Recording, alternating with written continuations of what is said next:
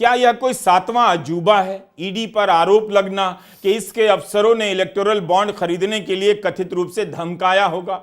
हो सकता है कि बड़ी कंपनियां आराम से खंडन भी कर दें कि ऐसा बिल्कुल नहीं हुआ, हमने खुशी खुशी 200-300 करोड़ का चंदा यूं ही दे दिया। लेकिन आप इस विभाग का ट्रैक रिकॉर्ड भी तो देखिए। अवैध वसूली और अवैध गिरफ्तारी के मामले में जब ईडी के खिलाफ अवैध रूप से गिरफ्तारी के आरोप सही पाए जा चुके हैं, कोर्ट ने पाया है, तो इसके अफसरों पर वसूली के आरोपों की जांच क्यों नहीं होनी चाहिए? इसके अफसर रिश्वत लेते हुए गिरफ्तार किए गए हैं। रिश्वत लेना भी वसूली है। बेंगलुरु में एफआईआर कोर्ट के कहने पर हुई है। एफआईआर करने वाली संस्था जन अधिकार संघर्ष परिषद के सह अध्यक्ष आदर्श आर अय्यर ने अपनी शिकायत में कर्नाटका भाजपा अध्यक्ष बीवाई विजयेंद्र और पार्टी नेता नलिन कुमार कतील का भी नाम लिया।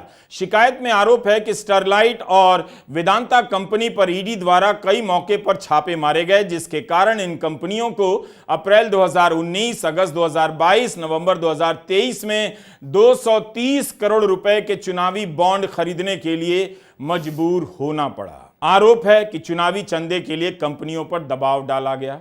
कंपनियों ने अपनी तरफ से आरोप नहीं लगाए हैं, लेकिन जब बीजेपी एफआईआर के दम पर इस्तीफा मांग सकती है, तब फिर विपक्ष इसे उठाने से क्यों चूक जाए?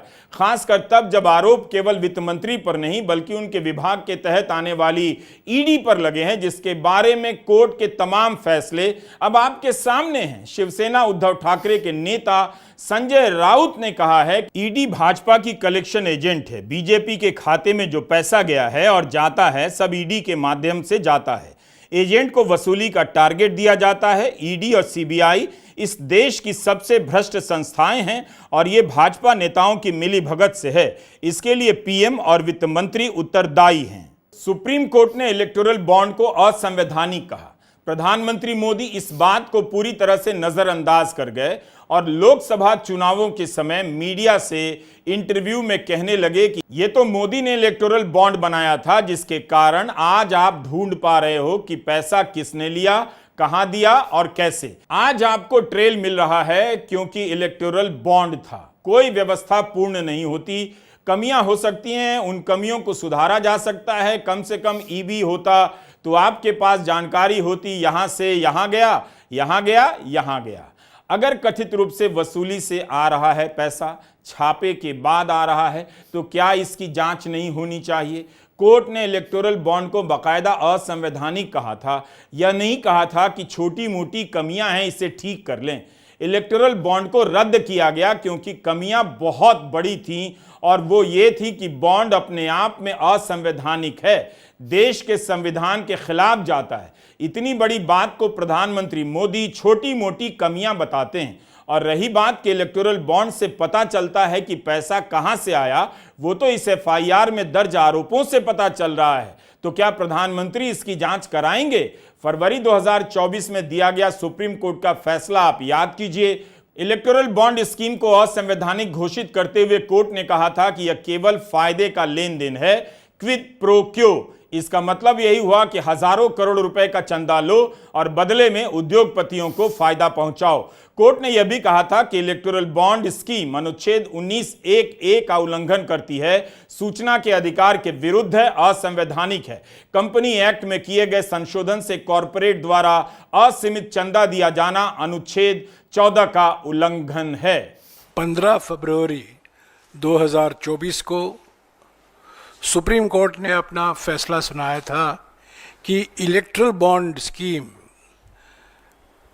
गैर संवैधानिक है, ये संविधान के खिलाफ है, उसको अनकॉन्स्टिट्यूशनल घोषित किया सुप्रीम कोर्ट ने। इसके बाद 21 मार्च 2024 को सुप्रीम कोर्ट के दबाव के कारण एसबीआई ने, स्टेट बैंक ऑफ इंडिया ने सारी जानकारी पब्लिक में डाल दी। किसने इलेक्टोरल बॉन्ड खरीदा है,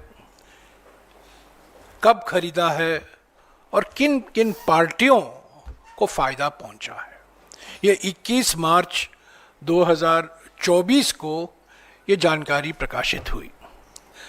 उसी 2 दिन बाद यानी कि 31 मार्च 2024 को हमारी पार्टी ने उस जानकारी को लेकर पाइथन कोड, आपको याद होगा, पाइथन कोड के इस्तेमाल करके हम लोगों ने 4 रास्ते ढूंढ निकाले जिससे ये षड्यंत्र रचा गया। और मैं आपको याद दिलाना चाहता हूं ये 4 रास्ते क्या थे। नमस्कार, आप देख रहे हैं अपना पसंदीदा YouTube चैनल NIT न्यूज़ 247 और मेरा नाम है संजीव प्रताप। जी हां, आज फिर हाजिर हूं एक और महत्वपूर्ण वीडियो के साथ, जिसमें आप देख रहे हैं देश के वरिष्ठ पत्रकार बहुत ही गंभीर विषय पर जानकारी लेकर आए हैं। इस वीडियो के माध्यम से आपको पूरे मामले की जानकारी दे रहे हैं। बस आपसे एक छोटा सा निवेदन है, इस वीडियो को पूरा देखें, बीच में छोड़कर न जाएं। साथ ही अपने चित परिचित दोस्तों को पास ज़्यादा से ज़्यादा शेयर करें और लाइक करना न भूलें। पहला रास्ता था चंदा दो धंधा लो। ये सीधा रास्ता था, चंदा दो धंधा लो।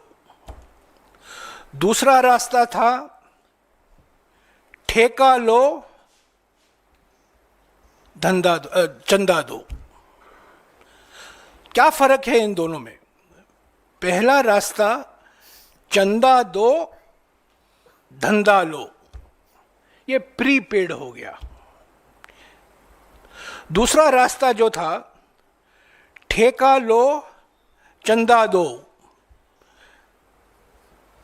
या रिश्वत दो, उसको कह सकते हैं रिश्वत दो, ये पोस्ट पेड हो गया। तो पहला रास्ता प्रीपेड था रास्ता, दूसरा रास्ता पोस्ट पेड रास्ता था। अब देखिए तीसरा रास्ता क्या था जो इस FIR के संदर्भ में अहम महत्व रखता है, और यह तीसरा रास्ता था हफ्ता वसूली। और यह हफ्ता वसूली का दूसरा नाम पोस्ट रेड, पोस्ट पेड नहीं, पोस्ट रेड। ऐसे कई कंपनियां थी जिन पर रेड हुआ, उन्होंने इलेक्ट्रल बॉन्ड खरीदा और वो छूट गए, ईडी के जाल से छूट गए। तो ईडी का इस्तेमाल, भारी इस्तेमाल हुआ इस तीसरे रास्ते में, यानी कि हफ्ता वसूली रास्ते में, पोस्ट रेड रास्ते में। और चौथा रास्ता था फर्जी कंपनी। आज भी नहीं पता चल पाया है इन फर्जी कंपनियों का असली मालिक कौन है। हम अनुमान लगा सकते हैं क्योंकि हमारे देश में शेल कंपनियों के कई उस्ताद हैं, तो हो सकता है, वास्तविक है कि ये शेल कंपनी भी उन्हीं के होंगे। तो ये 4 रास्ते कुल मिलाकर बीजेपी को 5.5 साल में 6,000 करोड़ रुपए से भी ज्यादा चंदा वो इकट्ठा कर पाए। सुप्रीम कोर्ट में जब इलेक्टोरल बॉन्ड पर सुनवाई हो रही थी, तब केंद्र सरकार के वकीलों ने महीनों इसका विरोध किया। उनकी दलील थी कि चंदा देने वाली कंपनियों के नाम गुप्त रखे जाने चाहिए, किसी को नहीं बताना चाहिए। कोर्ट के आदेश के बाद भी स्टेट बैंक ऑफ इंडिया ने जानकारी प्रकाशित करने में आनाकानी की। इसे लेकर भी सुप्रीम कोर्ट को फटकार लगानी पड़ी। हर स्तर पर सरकार की यही कोशिश थी कि किसी तरह पब्लिक को इसका पता ना चले। कितनी ही रिपोर्ट आई कि बॉन्ड का चंदा किसके पास गया, जेल से रिहा होने के बाद बॉन्ड खरीदा गया या बड़ा हिस्सा बीजेपी को गया। सवाल है कि क्या FIR के बाद आगे की कार्रवाई होगी? वित्त मंत्री बयान देने के लिए आगे आएंगी या अधिकारी उनका दरवाजा खटखटाएंगे? पहला पैटर्न यह है कि आपने कब लिया इलेक्टोरल बॉन्ड, किस तिथि पे लिया, कितने का लिया, उस लेने के पहले कितनी बार दस्तक दी आपके दरवाजे पे ईडी ने और IT ने, उस दस्तक के बाद आपको कितनी प्रताड़नाएं सहनी पड़ी, कभी जेल के अंदर या जेल के बाहर, और उसके बाद ये जादुई छड़ी हुई कि आपने खरीदा इलेक्टोरल बॉन्ड। आपने स्वतः खरीदा, ये आपको विश्वास दिलाया जा रहा है, स्वतः इन्वर्टेड कॉमर्स में है, इलेक्टोरल बॉन्ड खरीदा, और उस जादुई छड़ी के बाद या तो आप रिहा हो गए या आपके पूरी कार्रवाई पे ढील दी गई। इसके ये तीसरा पक्ष है। इसके उदाहरण दसों हैं। मेरे काबिल मित्र आपको कई उदाहरण देंगे। एक उदाहरण है गेमिंग के विषय में, हैदराबाद से है। दूसरा उदाहरण है उन व्यक्तियों का जिनके केसेस आपके सामने आए, वो भी हैदराबाद से हैं।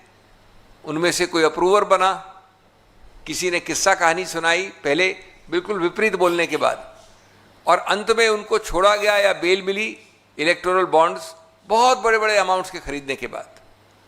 तीसरा उदाहरण एक ऐसी कंपनी का है जिसको लगता है वो एक ही कंपनी है जो सभी इंफ्रास्ट्रक्चर कॉन्ट्रैक्ट्स ले लेती है भारत सरकार के। जम्मू कश्मीर से लेकर दक्षिण तक जो बड़े बड़े कॉन्ट्रैक्ट्स होते हैं वो वही लेती है।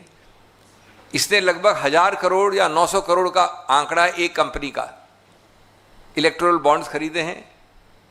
कई कार्रवाई हो रही हैं, हुई, चली, रुक गई, थम गई।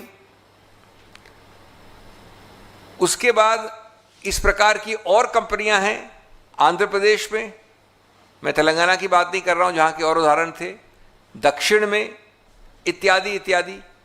और कई तो ऐसे उदाहरण हैं, ये सब आपको हम एक लिखित रूप में देंगे, छपा हुआ है, आप ही लोगों ने छापा है।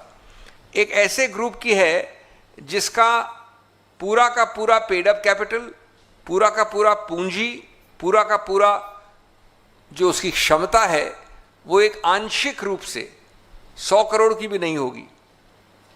उन्होंने 500-500 करोड़ के इलेक्टोरल बॉन्ड्स खरीदे हैं। याद रखिएगा, हम एक ऐसी जांच एजेंसी की बात कर रहे हैं जिसके बारे में पंजाब और हरियाणा हाईकोर्ट के चीफ जस्टिस ने कहा है ईडी को मानवाधिकार का उल्लंघन नहीं करना चाहिए।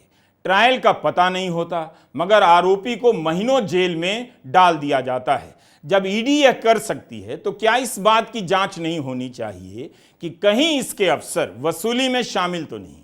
रही बात वित्त मंत्री के इस्तीफे की, तो अगर नैतिकता के आधार पर ही इस्तीफा देना होता तो वो कब की पूर्व वित्त मंत्री हो चुकी होती। नमस्कार, मैं रवीश कुमार। इस वीडियो में बस इतना ही दोस्तों। जल्द मिलते हैं ऐसे ही एक और महत्वपूर्ण वीडियो के साथ। तो बने रहें अपने इस पसंदीदा YouTube चैनल के साथ।